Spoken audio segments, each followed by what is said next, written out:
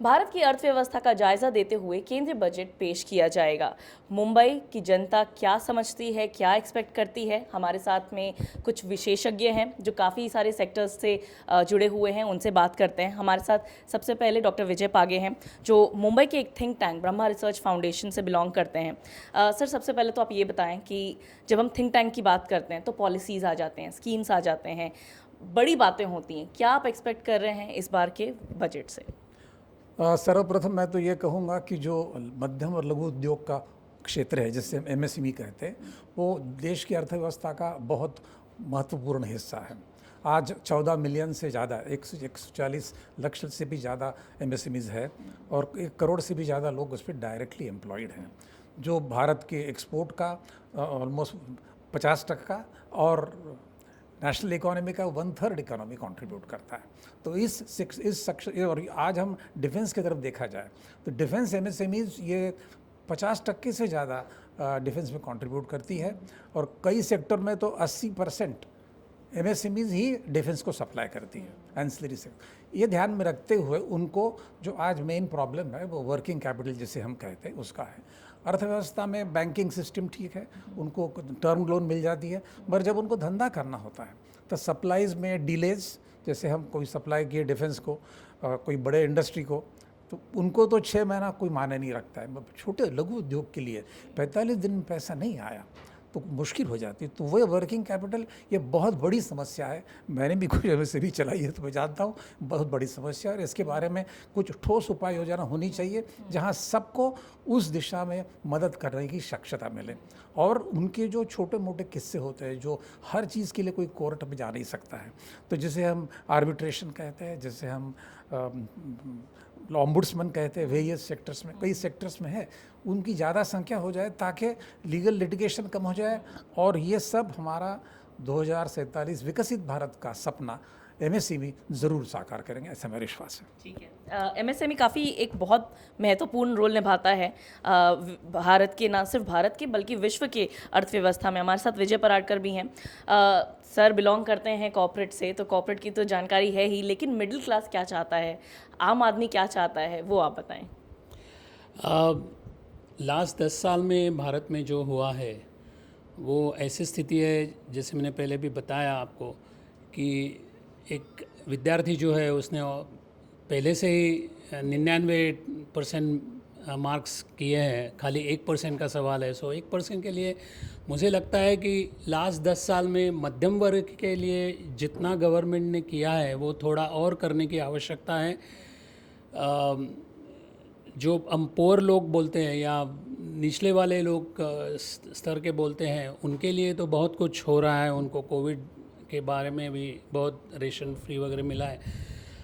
मध्यम वर्ग ऐसे एक्सपेक्ट नहीं करता है कि उनको फ्री बीज दिए जाएं, बट जिसको हम सिंप्लीफिकेशन या कंसिस्टेंसी बोलते हैं वो करने की आवश्यकता है मध्यम वर्ग के लिए। जैसे कि जीएसटी और डायरेक्ट टैक्स जो इनकम टैक्स रहता है वो उनका दोनों का इम्पैक्ट मिला के अगर देखते हैं तो वो तो बर्डन कम से कम 40 तो 45% आता है। कोई भी 100 रुपये अर्न करता हो तो 40-45 रुपीज़ तो उसमें ही चले जाते हैं। मोरोवर जीएसटी में ऐसे कुछ एरियाज़ है कि जिसके रेट्स कम होने बहुत ज़रूरी है। हेल्थ, आरोग्य ये बहुत मायने रखता है मध्यम वर्ग के लिए। और आजकल कोई भी मध्यम वर्गीय आदमी हॉस्पिटल में जाता है तो उसको मेडिकल बिल का तो बहुत खर्चा होता है। तो उसके जो इंश्योरेंस का प्रीमियम है वो प्रीमियम के ऊपर 18% GST, as an example I am giving, वो बहुत लगता है। वो ऐसे कुछ एरियाज़ है कि जिसमें जीएसटी रैशनलाइजेशन बहुत आवश्यक है मध्यम वर्ग के लिए। सीनियर सिटीजन्स और मध्यम वर्ग के लिए वो दोनों तरफ से बेचारे पिस जाते हैं। रिच के और निचले वाले स्तर के लोगों से बीच में रहते हैं और उनको उनका कॉस्ट ऑफ लिविंग जो बोलते हैं वो कॉस्ट ऑफ लिविंग बहुत डिफ़िकल्ट हो रहा है। सो उसके लिए अगर बजट में कुछ प्रोविजंस किए जाएं तो बहुत अच्छा होगा। ठीक है। कॉस्ट ऑफ लिविंग के ऊपर थोड़ा सा ध्यान देना चाहिए गवर्नमेंट को। हमारे साथ मयंक गुप्ता भी हैं। मयंक गुप्ता आईआईटी से बिलोंग करते हैं, साथ ही वो एंटरप्रेन्योर भी हैं एग्रीकल्चर सेक्टर में। मयंक, आप क्या समझते हैं, क्या इस बार स्पेसिफिक लाना चाहिए भारत सरकार को, वित्त मंत्री को? बिल्कुल।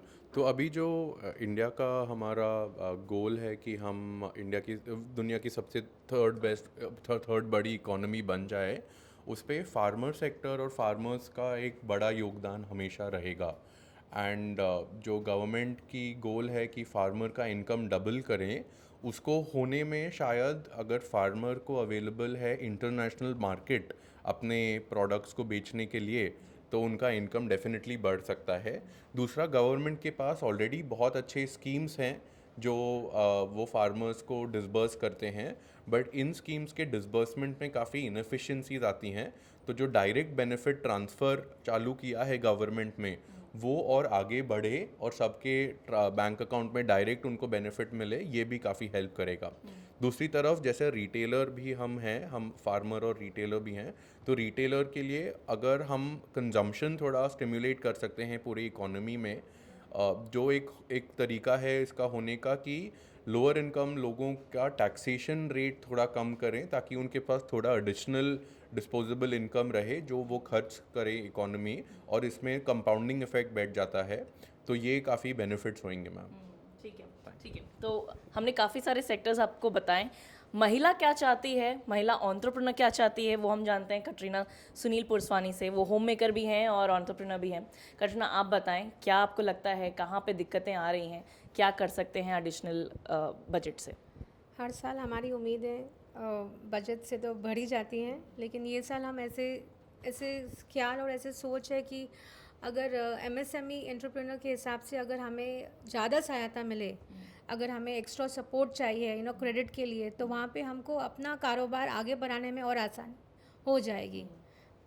दूसरा विचार हमें ऐसे आता है कि जब हम कोई लोन लेते हैं, चाहे वो होम लोन हो, पर्सनल लोन हो, तो उस पे जो मूल और जो हमारा जो ब्याज है, उस पे थोड़ा टैक्स ज़्यादा बेनिफिट मिले तो इंसान पहला घर तो बना लेते हैं, जो एक सपना है सबका, लेकिन इस तरह हम अपना एक दूसरा घर भी बना सकते हैं। सो यही कुछ सोच विचार है, अभी देखें क्या होता है आगे। ठीक है, ठीक है, ठीक है। तो ये आपको हमने बताया महिलाएं क्या चाहती हैं, मिडिल मैन क्या चाहता है, कॉमन मैन क्या चाहता है, वो सबसे ज़्यादा महत्वपूर्ण होता है। और जैसे विजय पराडकर जी बता रहे थे कि लोअर इनकम ग्रुप के लिए या पुअर के लिए काफ़ी ज़्यादा किया गया है। अब थोड़ी सी एक तरीके से जो अटेंशन है, फोकस है, वो मिडिल क्लास के भी तरफ आना चाहिए, ऐसा मुंबईकर मानते हैं। कैमरा पर्सन कपिल मस्की के साथ Shyama Mishra, DD news, Mumbai. Thank you.